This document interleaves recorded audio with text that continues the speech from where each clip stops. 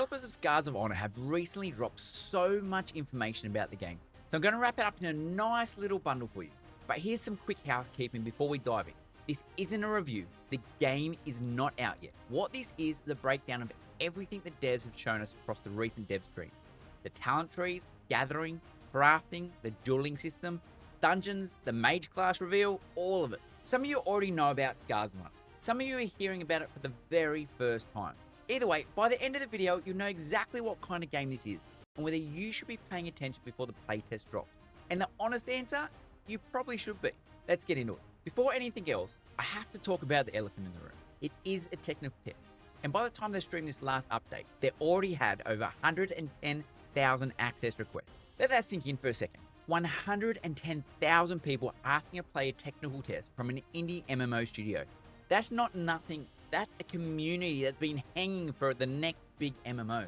Now, important caveat, straight from Battle himself, this is the worst state you're ever going to see the game in. His words, this is a technical test, alpha technical test, not a demo, not an early access. The goal is for players to find the broken builds, find the bugs, give feedback.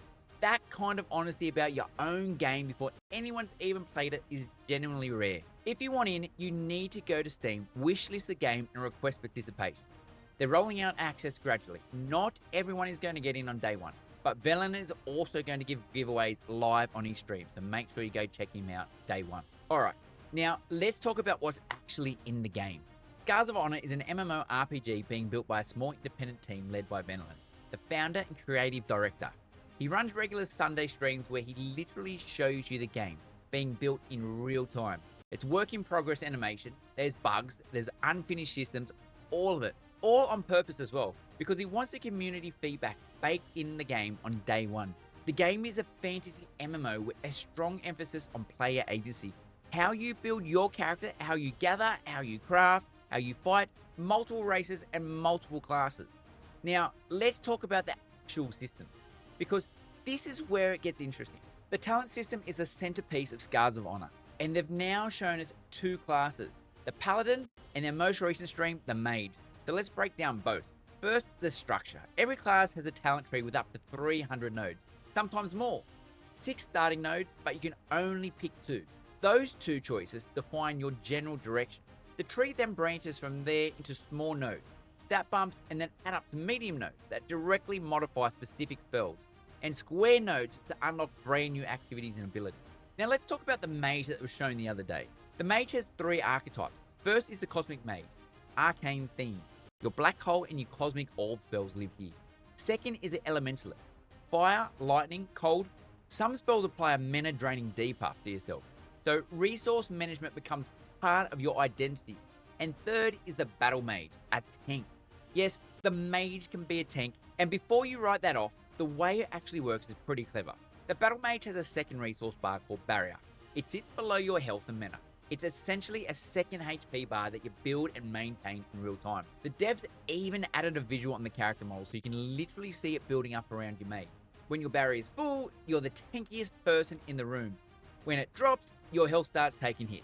The whole playstyle is an active juggling act between generating barrier and spending resources to deal damage. The lead designer Coco, who I have to shout out, the man was apparently up until 5 AM every day before this stream building the mage tree just for us.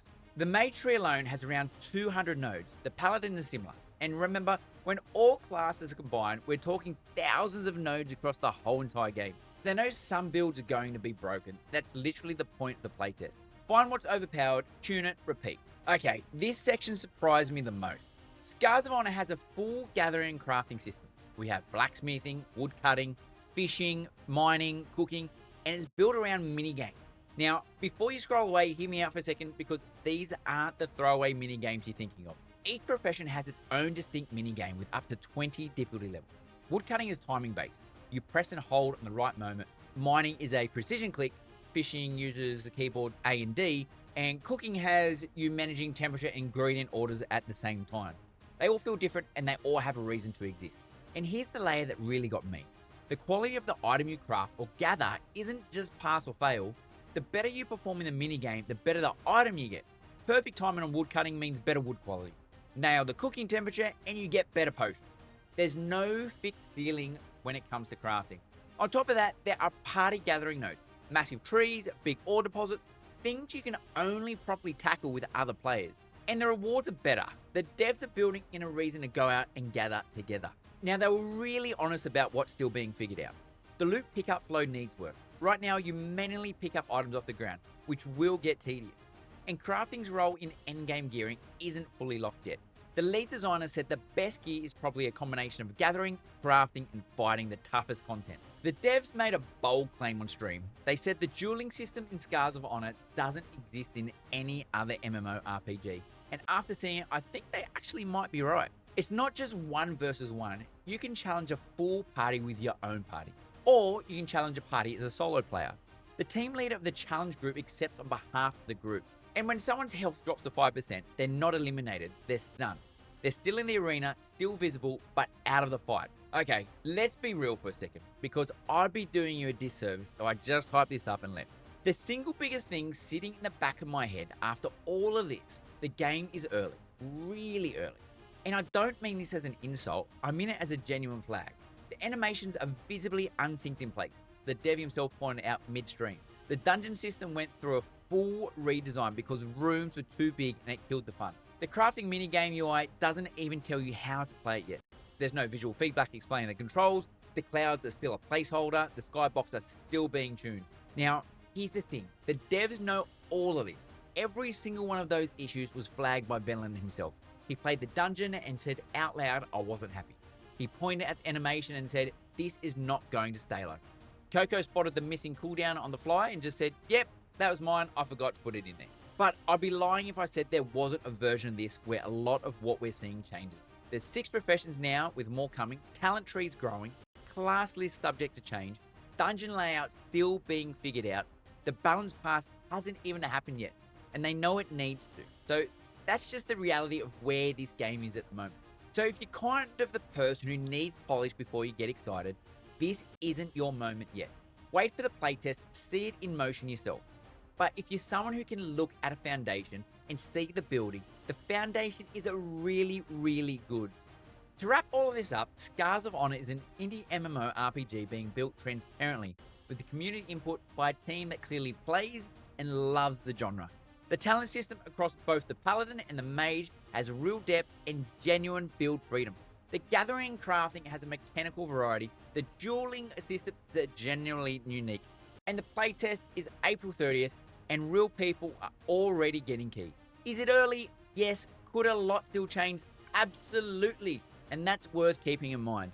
But the thing that keeps coming back to me after watching all of these streams is that these developers are honest about what's not working, about what they don't know yet, about the things they're still figuring out, and in a genre full of overpromised, under-delivered MMOs, that honesty alone makes Scars of Honor worth watching. So the TLDR is, if you're an MMO fan who's been burnt before and looking for something being built the right way, put this on your radar now. The playtest is here, so drop in the comments which system are you most excited to try.